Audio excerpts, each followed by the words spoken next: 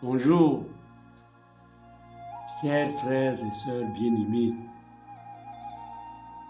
Aujourd'hui, la leçon que nous allons voir concerne l'humain en général et particulièrement la constitution de l'humain. L'humain ne se connaît pas. Il ignore de quoi il est fait. Dès ce jour, vous allez être informé sur l'humain. Il est dit quelque part, connais-toi toi-même et tu connaîtras les dieux et l'univers. C'est vrai. Parce que mieux tu te connais, mieux tu sauras comment t'entretenir. Tu sauras ce qu'il faut faire et ce qu'il ne faut pas faire. Donc sans plus attendre, bien-aimé, l'humain comporte 3 parties. C'est une association de 3 parties. La première partie, c'est l'âme. La première partie de l'humain, c'est l'âme. L'âme est cette partie de l'humain que son créateur lui donne. Le créateur de Nébadon, de notre univers, Michael de Nébadon, c'est son nom. Pour faire ce qu'on appelle l'humain, il n'est pas parti de la terre, comme on vous dit, comme on vous a toujours dit que Dieu a pris la terre, il a insufflé et l'homme a commencé à exister. Il n'en est rien. Michael de Nébadon, je ne dirais pas crée, fait l'homme à partir des laboratoires qui se trouvent à Salvington. Salvington, c'est la capitale de notre univers local. C'est là où se trouve le palais de notre créateur, de notre Dieu créateur. Parce que quand vous évoquez le Dieu créateur, il ne s'agit pas du Père universel, la source de toutes choses. Le Dieu qui est la source de toutes choses est appelé le Père universel. C'est lui le Dieu du paradis. Ce n'est pas lui qui a créé, qui vous a créé, qui nous a créé, non. C'est ces fils qu'on appelle les fils Michael, qui sont les dieux de la création. C'est eux. Donc notre Dieu créateur, c'est Michael de Nébadon. Et pour faire cette créature appelée l'humain, il a fait ce qu'on appelle la partie de l'humain, qu'on appelle l'âme.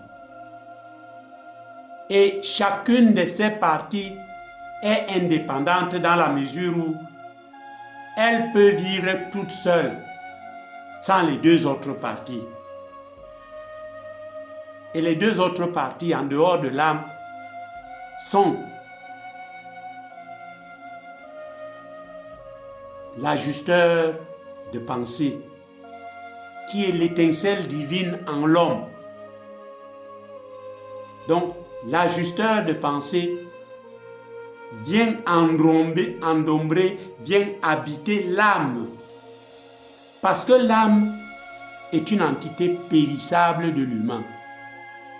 Pour que l'âme devienne non mortelle, eh bien, il faut que cette âme fusionne avec l'étincelle divine que j'appelle l'ajusteur de pensée.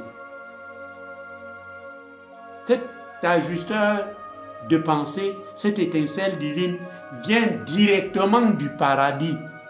Ce n'est pas notre Dieu créateur, ce n'est pas Michael de Nébadon qui a créé l'étincelle divine. Non. L'étincelle divine est une étincelle qui est fournie à l'homme par le Père universel, la source de tout. Parce qu'il existe les mondes de perfection qui ne sont pas créés, qui ne sont pas les mondes créés. Donc la deuxième partie de l'humain, c'est l'ajusteur de pensée, que j'appelle aussi l'étincelle divine qui vient du paradis, qui ne vient pas de Salvington. Je vous rappelle que Salvington est la capitale de notre univers local, dont le créateur, le Dieu créateur, est Michael de Salvington ou Michael de Nebadon. Parce que Salvington, c'est la planète capitale de notre univers. La planète capitale de Nebadon, de l'univers local de Nebadon. La troisième partie de l'humain, c'est la personnalité. Et cette troisième partie, comme la deuxième, vient du paradis. Ce qui signifie que le Père universel, qui est la source émanatrice de tout, s'effuse sur l'homme par deux entités, l'étincelle divine et la personnalité.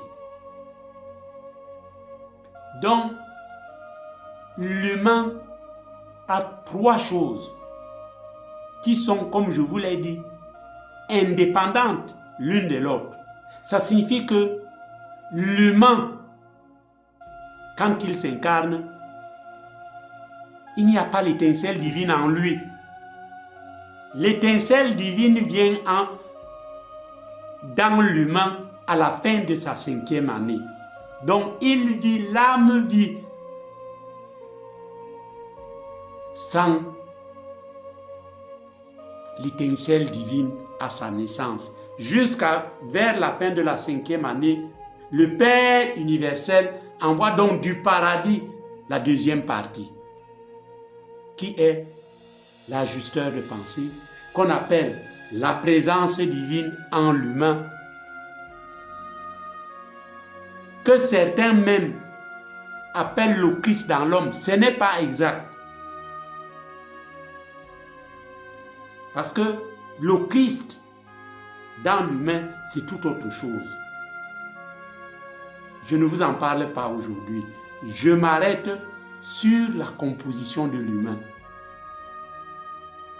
Mes bien-aimés, vous connaissez maintenant de quoi est composé l'humain. L'humain, je ne dis pas l'homme parce qu'on va croire que la femme est exclue. Non, j'ai dit l'humain. Homme, femme sont composés de ces trois entités. L'âme,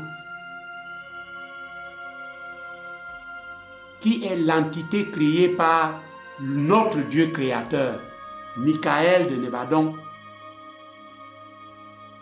à Salvington, dans ses ateliers où travaillent des chimistes très avancés. C'est eux qui composent l'âme. C'est pour ça que l'âme est périssable.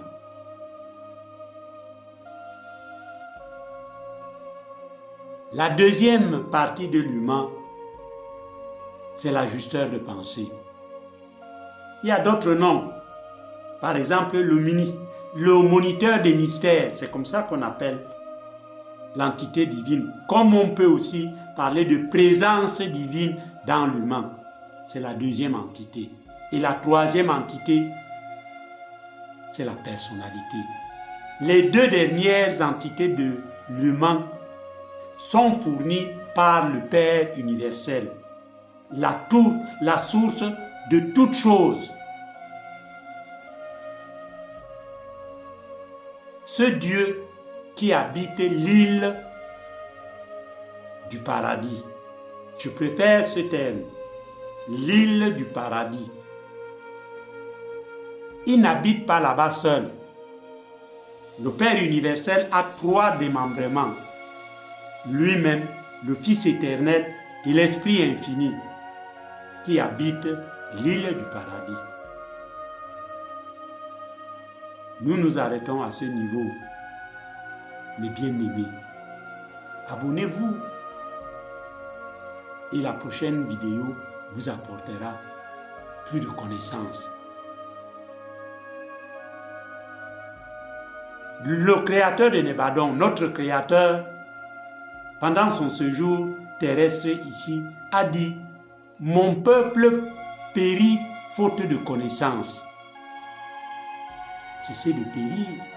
Abreuvez-vous à la source en vous abonnant. Je vous remercie.